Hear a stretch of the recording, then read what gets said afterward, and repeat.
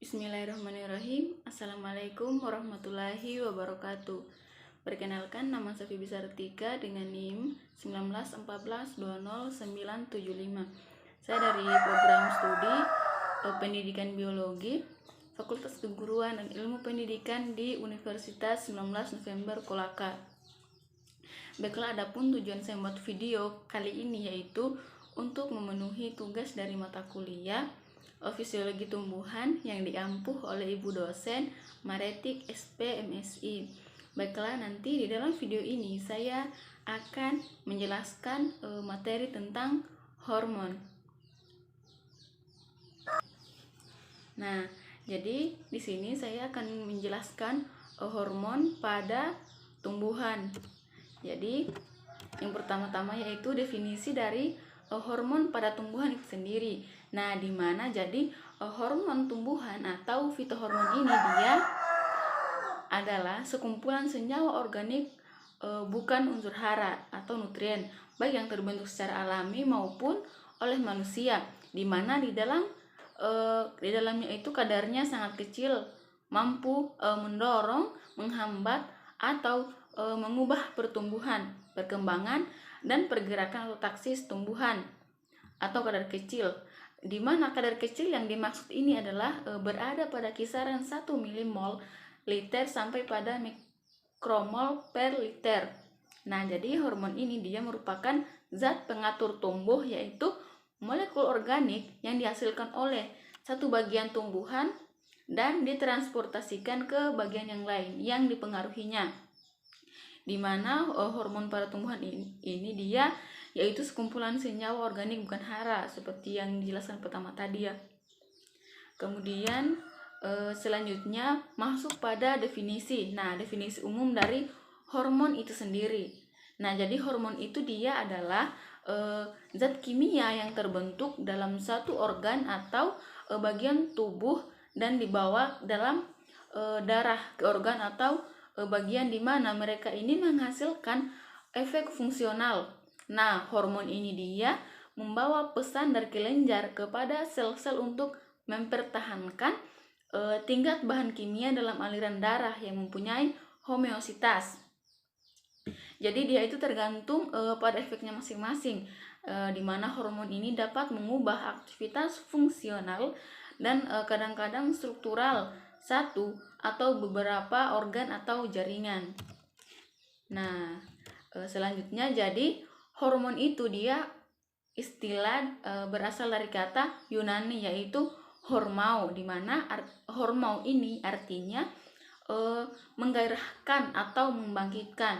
Nah, hal ini dia mencerminkan peranan hormon yang tadi itu yang bertindak sebagai katalis untuk perubahan kimia lainnya pada tingkat sel yang diperlukan untuk pertumbuhan itu, perkembangan dan energi.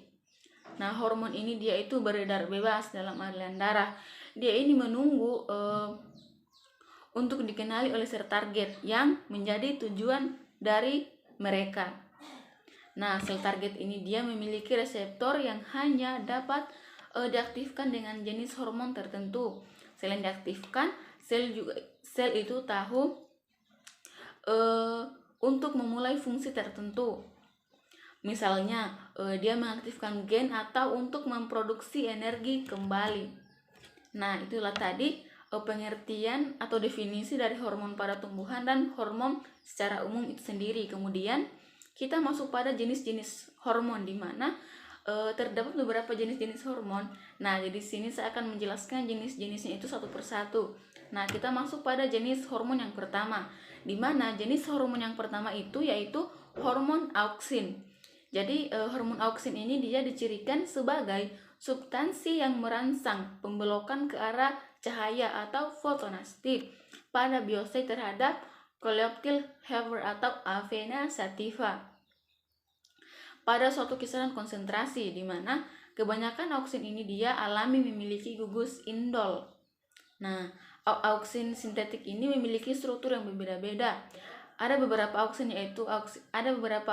alami, diantaranya asam indolasetat atau IAA dan asam indol butirat atau IBA.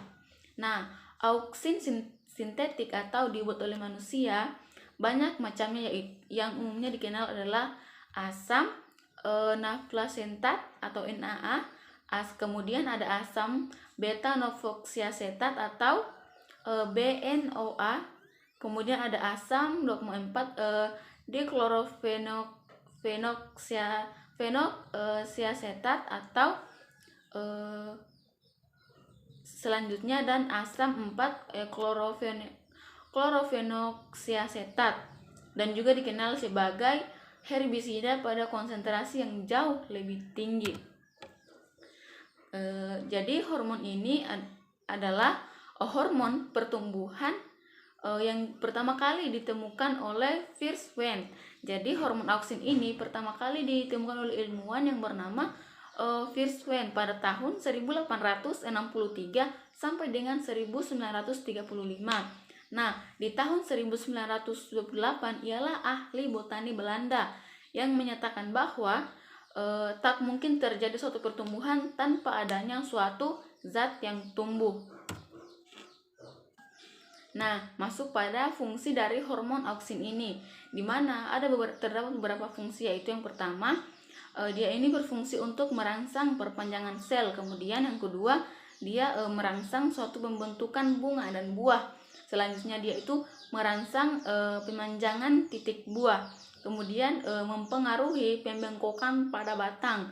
Kemudian merangsang pembentukan akar lateral, dan yang terakhir, fungsi yang terakhir, yaitu dia ini merangsang terjadinya suatu proses diferensiasi. Nah, kita masuk pada hormon yang kedua. Hormon selanjutnya yaitu hormon sitokinin. Jadi golongan sitokinin ini dia sesuai dengan namanya, yaitu merangsang atau terlibat pada pembelahan sel. Nah, sitokinin ini dia ini berarti terkait pembelahan sel, di mana senyawa dari golongan ini yang pertama ditemukan oleh kinetin. Nah, kinetin ini diekstrak pertama kali dari cairan sperma ikan kering. Nah, namun kemudian diketahui ditemukan pada tumbuhan dan manusia. Selanjutnya, orang yang menemukan pula zeatin yang diekstrak dari bulir jagung yang belum masak. Nah, zeatin tadi juga itu diketahui merupakan komponen aktif utama pada kelapa yang dikenal memiliki kemampuan mendorong pembelahan sel. Jadi, sitokinin alami lain misalnya ada 2-IP. Sitokinin alami merupakan turunan dari purin. Nah, sitokinin sintetik kebanyakan dibuat dari turunan purin pula, seperti ada benziladenin dan benzilamino. Kemudian masuk pada hormon sitokinin ialah hormon yang bersama dengan satu hormon auksin di dalam yang mempengaruhi suatu pembelahan sel yang disebut juga sitokinesis. Nah, sitokinin ini tersebut dapat diperoleh pada suatu ragi, santan kelapa. Jadi dia diperoleh dari santan kelapa, ekstrak buah apel, serta juga pada jaringan tumbuhan yang membelah. Kemudian masuk pada fungsinya. Nah, jadi fungsi hormon sitokinin ini yaitu mengatur suatu pembentukan bunga dan buah, kemudian membantu suatu proses pertumbuhan akar, serta juga tunas pada pembuatan kultur jaringan. Kemudian memperkecil dominasi apikal, serta dapat menyebabkan suatu pembesaran daun muda. Kemudian dia merangsang suatu pembelahan sel dengan cepat bersama-sama giberelin dan juga auksin. Nah, di sini ada giberelin. Jadi sebentar di bawah saya akan menjelaskan juga hormon dari giberelin ini. Kemudian dia bisa membantu untuk mengatur pembelahan sel yang terdapat pada daerah meristem, sehingga pertumbuhan titik pada tumbuh itu normal. Kemudian fungsi selanjutnya yaitu menunda pengguguran pada daun, bunga, serta buah yang dilakukan dengan cara meningkatkan transport zat makanan ke organ itu. Kemudian masuk pada hormon giberelin tadi. Nah, di sini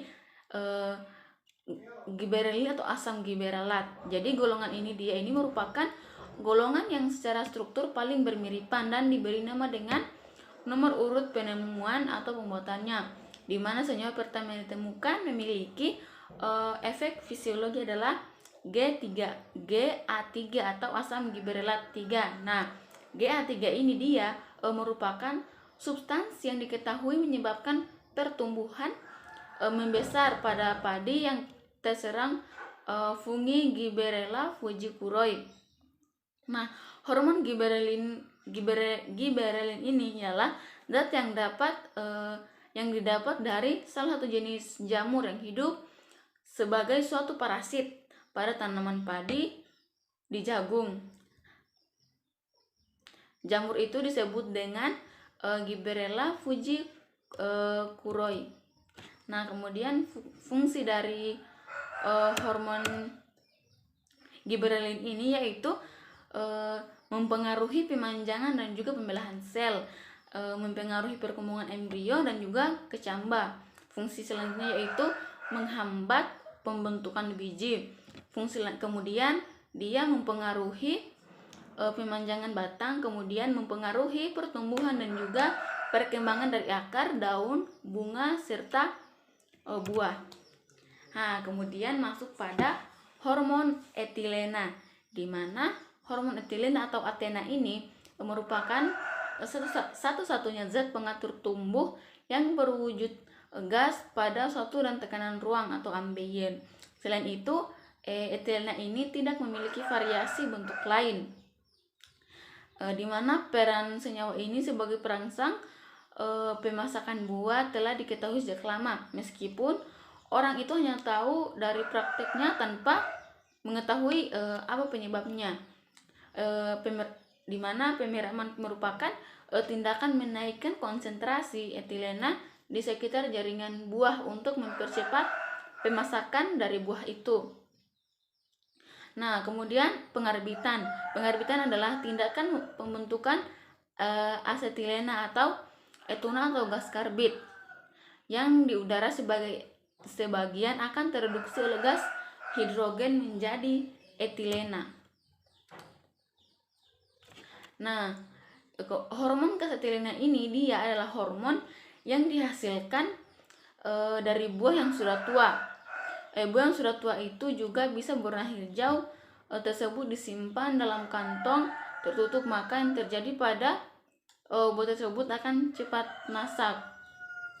Kemudian masuk pada fungsinya. Jadi fungsi dari hormon gas etilen ini yaitu yang pertama dia mempercepat dalam pematangan suhu buah, kemudian selanjutnya menyebabkan pertumbuhan batang menjadi tebal dan juga kukuh, kemudian memacu suatu hormon lain dalam menimbulkan suatu reaksi tertentu, kemudian dia mendukung terbentuknya atau terjadinya bulu-bulu akar, kemudian selanjutnya dia induksi sel kelamin betina pada bunga, kemudian merangsang terjadinya pemekaran pada bunga, mengakhiri masa dormansi dan pembentukan akar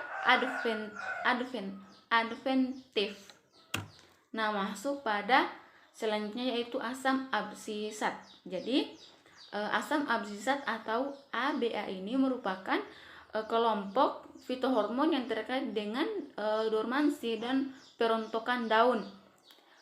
ABA ini selanjutnya dapat diproses menjadi bentuk turunan tidak aktif yang disebut sebagai ABA metabolit. ABA ini sering dikelompokkan sebagai hormon inhibitor karena peranannya yang kerap terkait dengan penundaan proses. Nah, hormon asam absisat ini adalah hormon yang menghambat suatu pertumbuhan tanaman yang dilakukan dengan cara mengurangi kecepatan pembelahan sel ataupun pada pembesaran sel atau juga dapat kedua-duanya.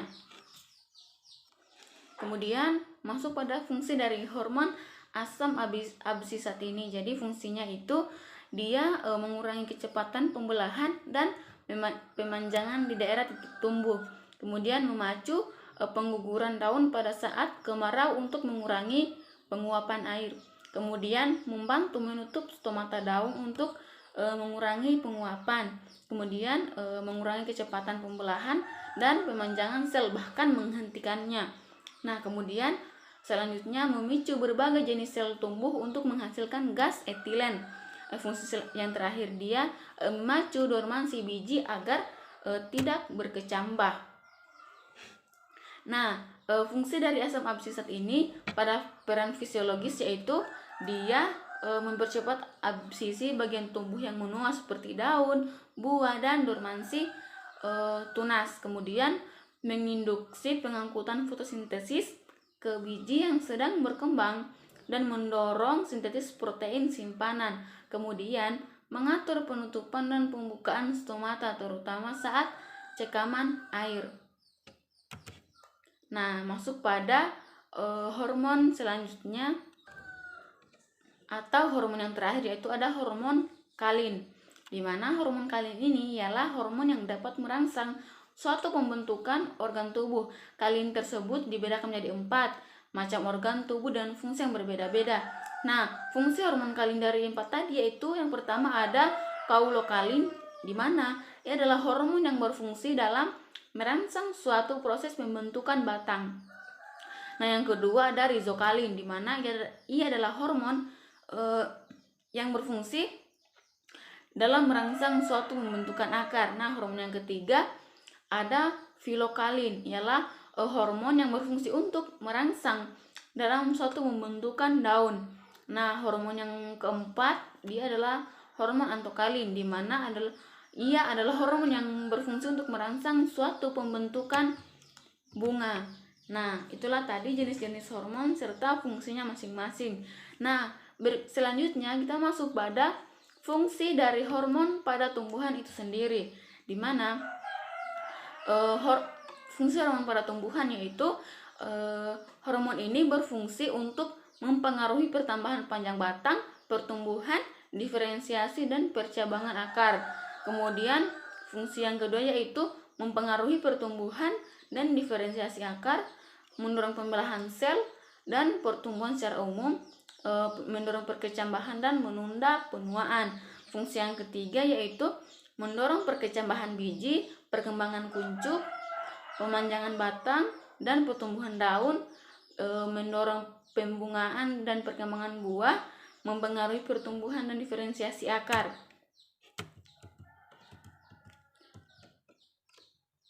Nah, kemudian fungsi selanjutnya yaitu dia menghambat pertumbuhan, merangsang penutupan stomata pada waktu kekurangan air dan mempertahankan dormansi. Kemudian fungsi selanjutnya mendorong pematangan, merangsang pertumbuhan akar, merangsang pertumbuhan batang, merangsang pertumbuhan daun, dan fungsinya yang terakhir yaitu merangsang pertumbuhan dari bunga. Nah, mungkin itu saja materi hormon dari saya. Lebih dan kurangnya mohon dimaafkan. Billahi taufiq wal hidayah. Wassalamualaikum warahmatullahi wabarakatuh.